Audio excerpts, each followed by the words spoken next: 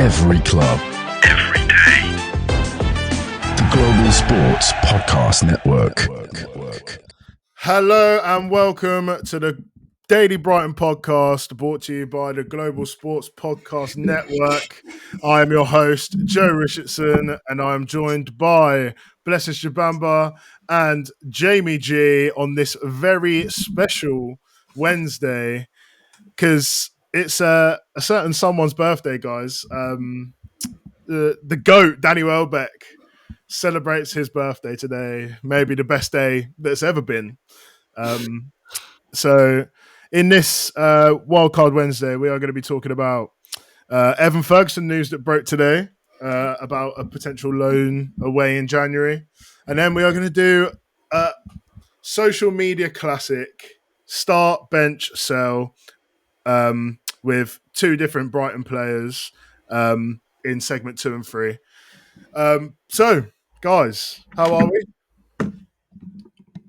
Yeah, good. I mean, after the major disputes about positions before we hit record, I think I'm okay now. And just want to echo your words and wish Danny, Neil, Taki Mensah, Welbeck a happy birthday. An absolute G, an absolute hero. Might get a tattoo of his face on my face or something like that. A tattoo of your face or his face on you? A tattoo of his face on my face. Oh my god! Maybe not. Probably not. Nah. Gary, how are you, mate?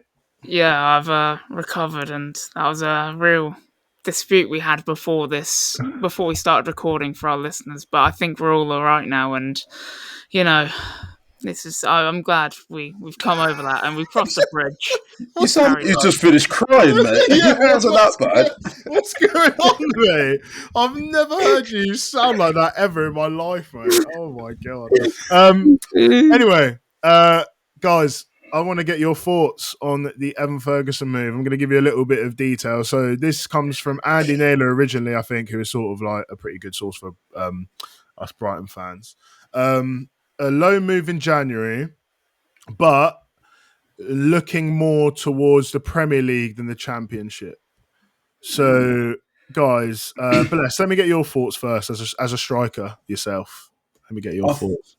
I think when I first read it, I initially just didn't really like the sound of it already. I mean, Danny Welbeck's doing brilliantly, but I do think there are going to be a lot of games where he's not going to be available. Like, we know Danny Welbeck's injury history.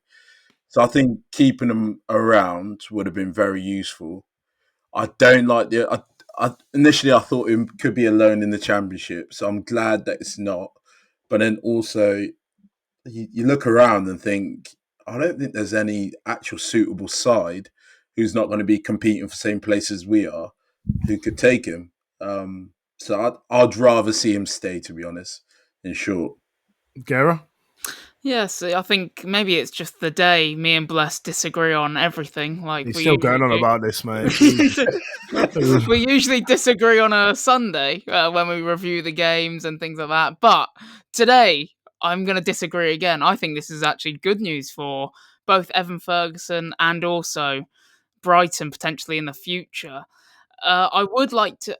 the interesting part is they would rule out the Championship, or they're not looking at the Championship, which I think that could still be a good stepping stone. And like, I would obviously like to see him more as a Prem team, get used to those Prem minutes. I mean, just look at what Buonanotte is doing at Leicester. So I think, but yeah, like you said, Bless, there's not really many teams I can see him going to.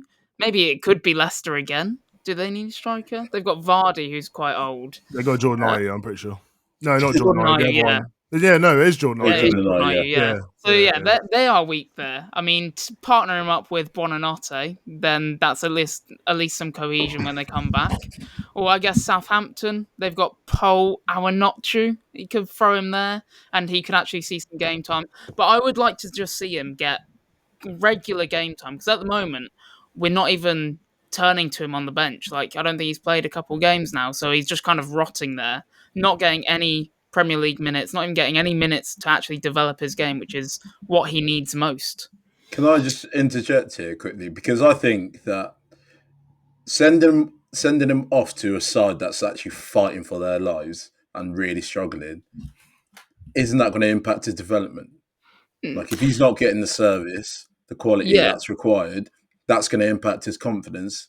We could get back a player who's played 17 games and probably scored 2 goals and just been slugging it out with sort of the chances he's getting. Yeah, I'd see that, but I think there's no more hindering of a development than just being on the bench. I think minutes is important.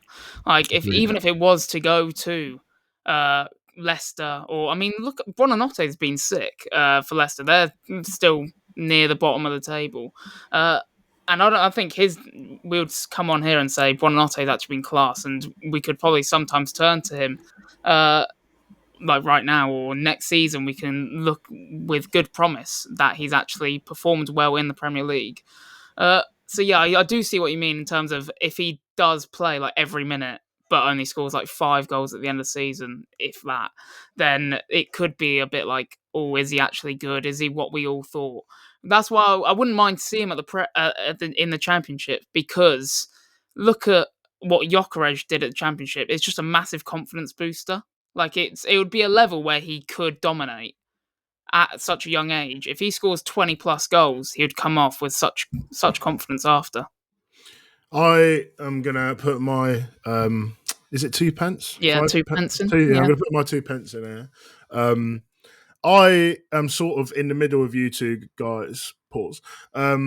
Because because basically I think they shouldn't have closed off the Championship avenue for him, because in the Championship you're gonna have the opportunity to score so many goals. Gyökeres, I feel like, might be a little bit of an anomaly in terms of that, because obviously we've seen so many times when players come up from the Championship, they struggle.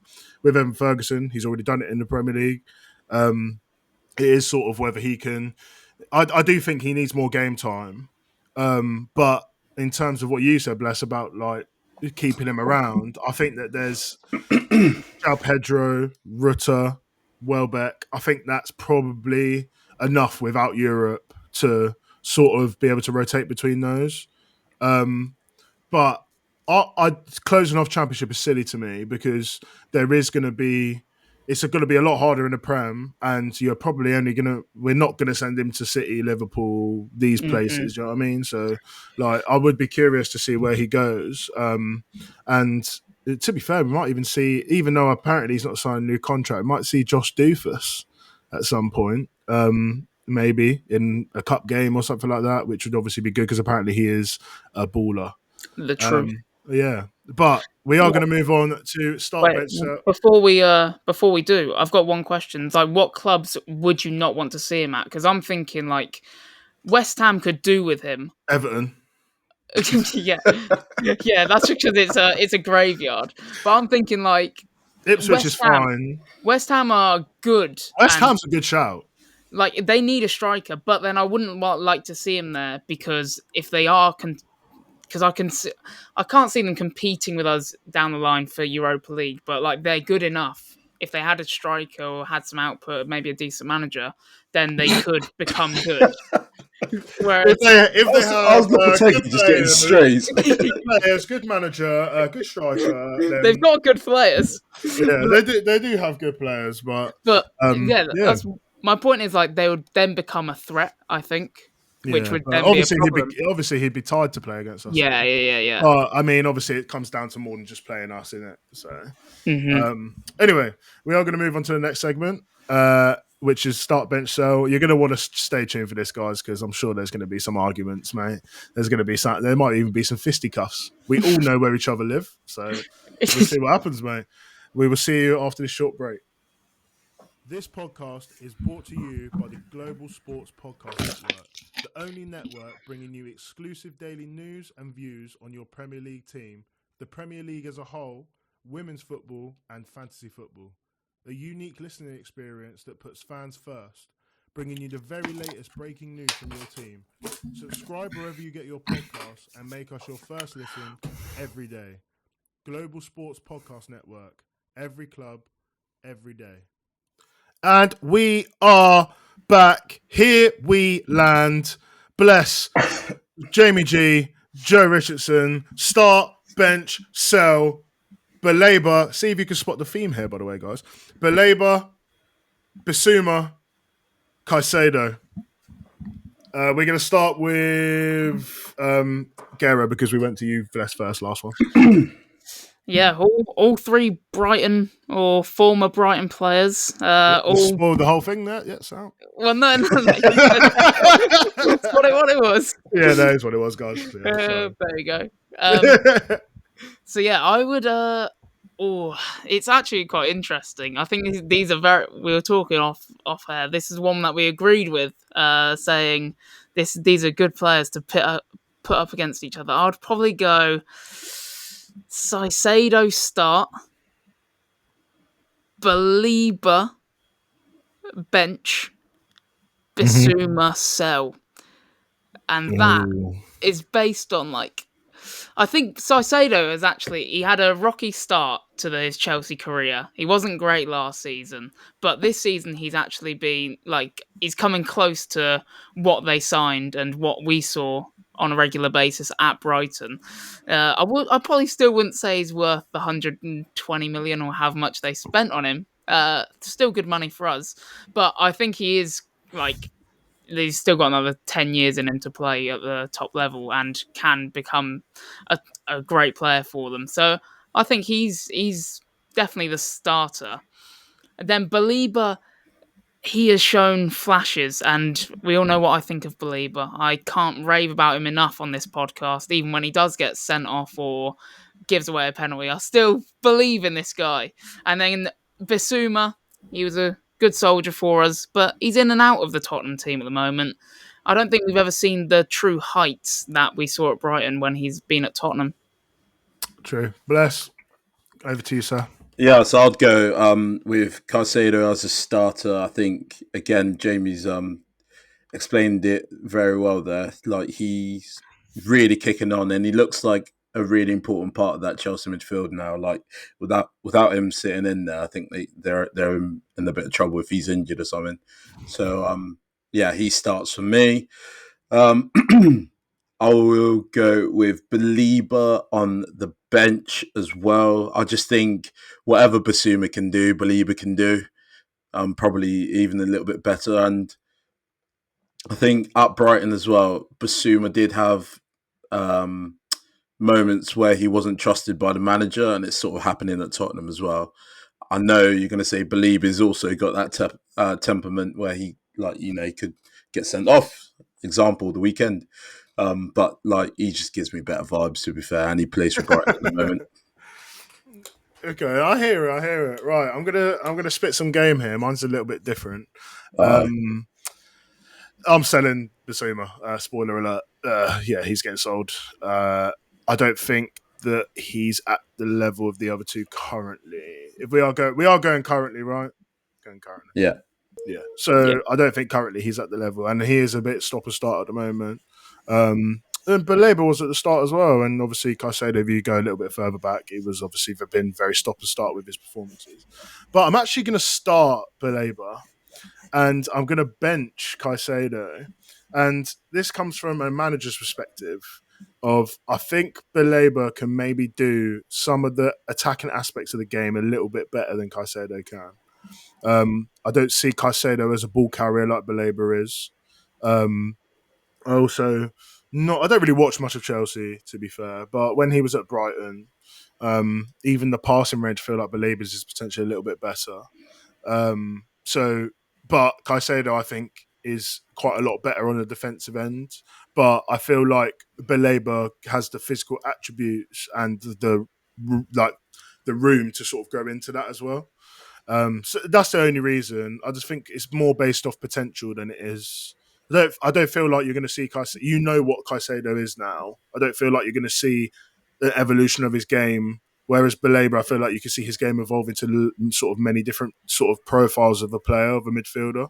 So, yeah, I think I'm going to go for that. I don't think it's once it's explained, I think it doesn't sound as mad as it does when you originally say it.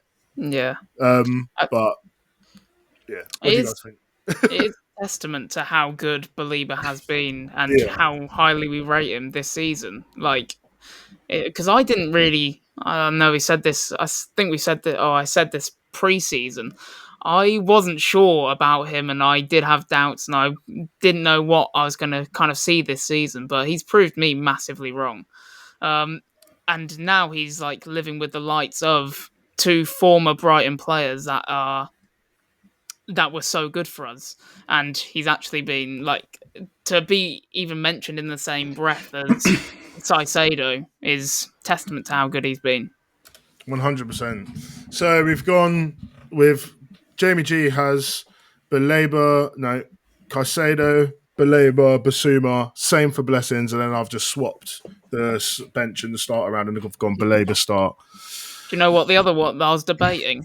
If you want to look at the Tony Bloom side of it, you could sell Belieber because you're guaranteed another 100 mil. Yeah, that's true. That is actually true. Yeah. If Tony Bloom is selling all of them, I reckon.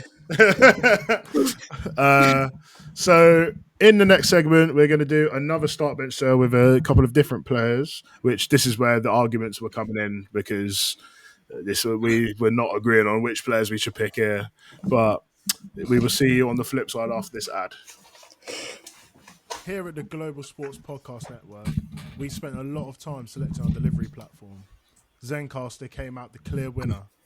With 4K video recording from your phone and AI editing that automatically removes all those ums and ahs, it's super easy to start a podcast that sounds great and is delivered efficiently.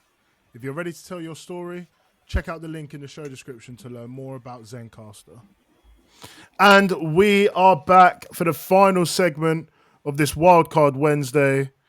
It is another start bench or sell. And the players are Pedro, Matheus Cunha, and Morgan, or Matheus Cunha, apparently, according to the and Morgan Rogers of Aston Villa. So, Bless, we're going to start with you, and then we're going to go back around and end with me again. I think before we start, I think you need to give the listeners a bit of context about this argument off camera. Okay, I'm going to leave it to you because you're the best narrator. Right. So it all started with I obviously have come up with these. So Jamie's come up with the idea of start bench or sell because I'm hosting this podcast. Obviously, this is a little bit of an insight for you guys of how this works. Exclusive. Exclusive, yeah. So basically, I've said, well, what players do you want? And we've done the first one, and we originally we had Gravenberch instead of Basuma, but we wanted to keep on the Brighton theme. And then we ended up taking Gravenberch out and putting Basuma in. And then for this one, I said João Pedro, and I was sort of going to go along the sort of path of just strikers. So I said Isak. Jamie hated that idea. Bless liked that idea. So Jamie said, oh, we should put Eze in, and it would be Pedro, Cunha, and Eze. We said that Eze's essentially like so much more of a 10 than he is a sort of 9.5, 9. You sort of get the vibe. So, but he was saying that Isak's out and out striker, João Pedro isn't. And this went back and forth for about 15 minutes until basically I had to put my foot down and say we just need to pick. And then Jamie was losing his mind. Les was going to walk off the pod completely if it was Eze. Jamie was going to start saying a madness if it was Isak. And obviously I'm stuck in the middle here trying to get the podcast sorted out. So if you've ever known what it's like, this is basically, I wouldn't say it's actually every time we do a podcast, but it's, I mean, normally we sort of just go with what Jamie says. This time, mate, we were not having it. This time they put their foot down. Yeah. So anyway, leave it in the comments what they think. Yeah. Let us know what you think about that. Who are more similar, Isak or Eze to Pedro? Now that's the question. That's what we were debating. Yeah. And I'll concede. Yeah. Okay. Right. So back to the matter at hand: Pedro, Cunha, or Morgan Rogers. Jamie G, take it away, sir. Now, this is difficult. This is very, very, very difficult because I love all three. I think they're class, and I could be saying some controversial things that I know you won't agree with, Joe. because I think my list is literally going to be. I didn't even say anything. I think mine and your lists are going to be opposites. Okay. Right. Oh no! I'm going to go. I've loved watching him this season, and I think he's been Oh well. no! I know what he's going to say. Cunha to start. Okay, that's fair enough. And then, oh my, he is. I mean, I've got the stats here as well. I'll just throw these out there. 7 goals, and he is literally involved in. I think he's been in 12 goal involvements for their whole team. So, which is like most of their goals. You talking about Cunha? Or you talking about Cunha. Okay, yeah. And then Morgan Rogers looks like a gem for England, but I'm sticking with our man, João Pedro. There you go, bless. I had you in the first half. And then I'm going to sell Morgan Rogers. So I've gone Cunha, Pedro, and Morgan Rogers. But that's so difficult. They are all so close, I think. Okay. Go on then, bless. Yeah, the battle of the 9.5s. I will go with selling Morgan Rogers. I don't know why I've done it in this order, but we're here now. Because you've gone for the thing that you thought of first, surely. Yeah. Surely that's the thing. That's like where your mind's gone. Because you have to pick between the two. Sell Morgan Rogers. I think, these two are tricky, but with my heart of hearts, I'll probably go with benching Cunha. He's a brilliant player. He's on the 6th season. But I just think that João Pedro can finish, can assist. I think he can. Yeah, I think he just edges it for me. Okay. You guys know how much I love Morgan Rogers is getting sold, by the way. For me. I think Morgan Rogers is class. I also thought that he come in at a time where it's probably quite hard to get into that team. Yeah, and he sort of just got in there and was, to be fair, maybe benefited a little bit from Jacob Ramsey getting injured. But I don't know they don't play in the same position. Well, they kind of, similar profile, but yes, yeah. So you have to commend him for that. I think he's good. I think he has have a long career in the Premier League. But I really like João Pedro. I really, really like Cunha. I think both of them will not be playing at the same clubs that they're playing at. I don't want Pedro to leave again, but I just think that if you're manager in the top, you need a striker. You've got to be looking around there. Do you know what I mean? So people are probably licking their chops with Cunha because he plays for Wolves. Yeah. So, and if they go down, that's if they go down, they're gonna need 10 mils out. Yeah. But I am gonna go. I'm gonna go start Pedro, bench Cunha. In an ideal world, I'm playing both of them, mate. I don't care. But yeah, this is Daily Brighton. I'm Brighton. I'm a seagull. So not literally, obviously, but I'm gonna go with start Pedro, bench Cunha, and sell Morgan Rogers. I think that's gonna be my final say. I think it's so close between the two, though. I don't think that there's much in it. I think if Wolves don't have Cunha, they might as well fast track past to the Championship. Yeah, honestly. If Wolves don't have Cunha, they are relegated already. I mean, he's literally everything runs through them. And I also find it crazy that this is how good all three are. We've all agreed to sell Morgan Rogers. He's like 17 chances created this season, already scored 3, and like he runs and dribbles with so much like grace. Like he's so elegant on the ball, even though he's so tall. Like, I love watching him as well. That was a difficult one for me, to be fair. I actually have, now this could be controversial, I actually have him closer to Pedro than Cunha to Pedro. But then that like the tiniest of margins.